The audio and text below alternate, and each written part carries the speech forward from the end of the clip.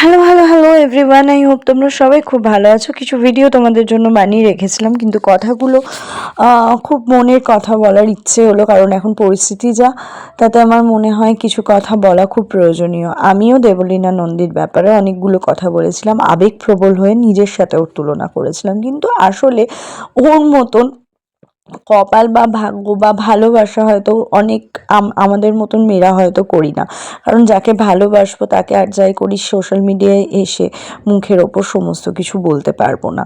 Social media কেন, খুব close ছাড়া বাকি কাউকেই হয়তো আমরা বলে উঠতে পারি না যে সেই মানুষটার ব্যাপারে বদনাম। মানে আমাদের মতন খুব কম মেয়ে আছে যারা হয়তো বদনাম করেই উঠতে পারি না যাকে ভালোবেসেছি। মনে হয় যে বদনাম করলে তো নিজের ভালোবাসাকে বদনাম হবে, ভালোবাসার মানুষকে বদনাম করা মানে। আর একটা বড় জিনিস কি, যে সে যদি খারাপ করে, আমি যদি তাকে দুটো কথা বা তার ব্যাপারে কথা আমি লোককে বলি, সেখানে তো আমিও কর্মটা খারাপই করে ফেলবো। তো আমি কোনো কর্মফল খারাপ করাতে বিশ্বাসী নই, আমি বিশ্বাসী কর্মফল সবাইকে ভোগ করতে হবে। তো কর্মটা যদি সুন্দর করি তাহলে কর্মফলটাও সুন্দর পাবো।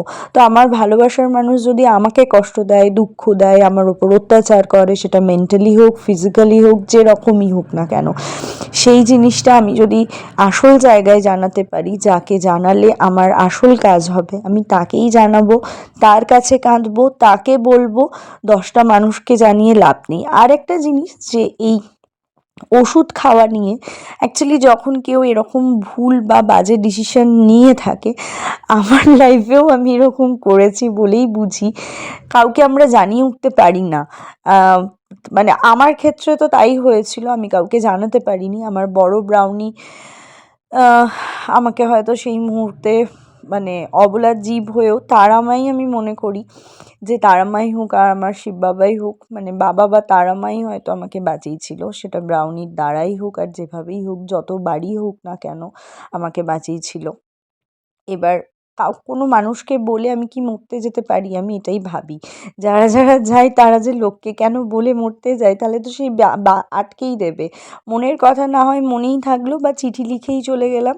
আমি বুঝি না এইরকম সময়গুলোতে কেউ কি করে এত প্ল্যান করতে পারে, এত বুদ্ধি খাটাতে পারে। তো আমিও মানে এই নন্দীর ব্যাপারটা নিয়ে একটু প্রথমের দিকে হয়ে গিয়েছিলাম। তারপর যখন দেখছি কাউন্ট করে ঘুমের ওষুধ খাওয়া, কে খায় ভাই এত কাউন্ট করে, কে এত কিছু করে, কে এত চিন্তা করে, কে এত লজিক খাটায়, কে এত প্লটিং করে, মেন্টাল সিচুয়েশন যখন এত খারাপ হয়, কেউ কি করে করতে পারে নেক্সট টু ইম্পসিবল করা, যেটা আমার মনে হয়। কারণ আমিও এরকম নয়, এর থেকেও ওয়ার্স সিচুয়েশন ফেস করেছি, এবং আমার মতন অনেক মেয়ে, কত মেয়েকে কত শ্বশুরবাড়িতে না জানি কত অত্যাচার করেছে, কই তারা তো কোনোদিনই ভেবে করতে পারেনি। তো যাই হোক, মরাল অফ দ্য স্টোরি একটাই হলো, নিজে ভালো থাকার চেষ্টা করো। আর কেউ তোমায় বলে যদি তার কর্মফল খারাপ করে, তুমি তাকে বলে তোমার কর্মফল খারাপ করো না। সমস্তটা ওপরওয়ালার হাতেই তুলে রাখো।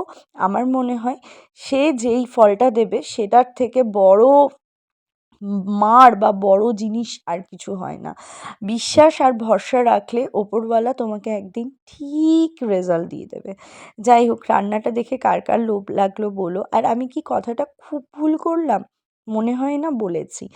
আমাদের মধ্যে এরকম অনেক নিম্নবিত্ত বাড়ির মেয়েরা আছে যারা কাজও করতে পারে না, 2 পয়সা টাকারও ক্ষমতা থাকে না, কিন্তু তাদেরকে আরও অত্যাচারিত হতে হয়। তাই কি না? দেবলীনা নন্দী হয়তো অতও অত্যাচারিত হয়নি। টাটা।